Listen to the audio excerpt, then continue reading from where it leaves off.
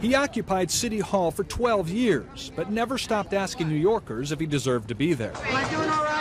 Am I doing okay? Ed Koch did well enough to be elected to 3 terms and was never afraid to do and say what he wanted. I have a wonderful job as mayor. I intend to keep it for a long time.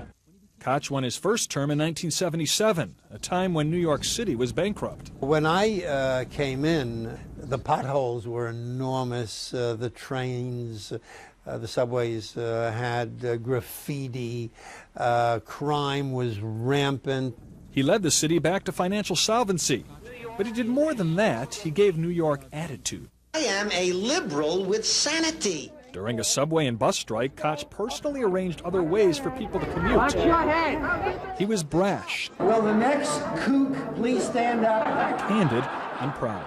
I brought a spirit back to the city of New York that was absent because New Yorkers were ashamed of living here because of what prior administrations had done.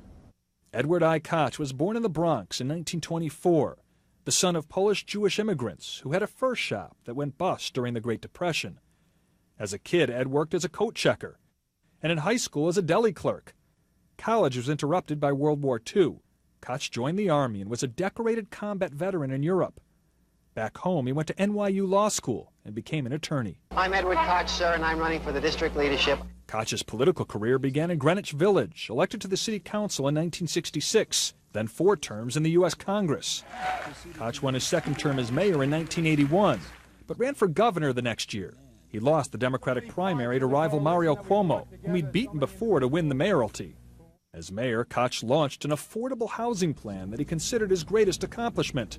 It eventually added 100,000 new apartments and restored 150,000 for lower-income and homeless New Yorkers. Ed Koch. Hey! He received a record 75% of the vote in 1985 to win a 3rd term. It's working very well. His autobiography became a bestseller, Looking in the mirror. and then an off-Broadway musical. But Koch gradually lost support. Racial tensions mounted, symbolized by the attacks on black men by whites in the Queens neighborhood of Howard Beach and the Brooklyn neighborhood of Bensonhurst.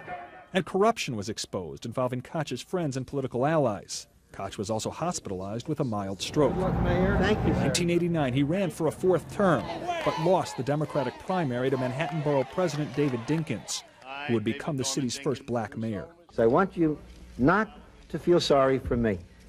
Believe me, there is a life after the mayoralty.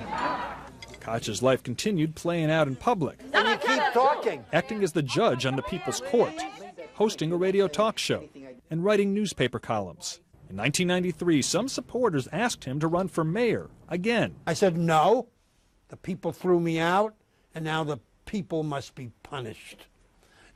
Koch returned to the hospital over the years, suffering a heart attack and receiving a pacemaker.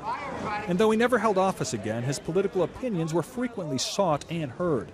He called successor Rudy Giuliani a nasty man, but liked Mayor Mike Bloomberg. He is Mr. New York. As he entered his 80s, Koch had his strong admirers and detractors, but nobody ever accused him of not loving the city he ran for 12 years. As I walk around, people will yell at. It's really wonderful. They'll yell, "Don't ask, you're doing terrific." So I'm very proud of what I did and happy that I was given the opportunity by the people to serve.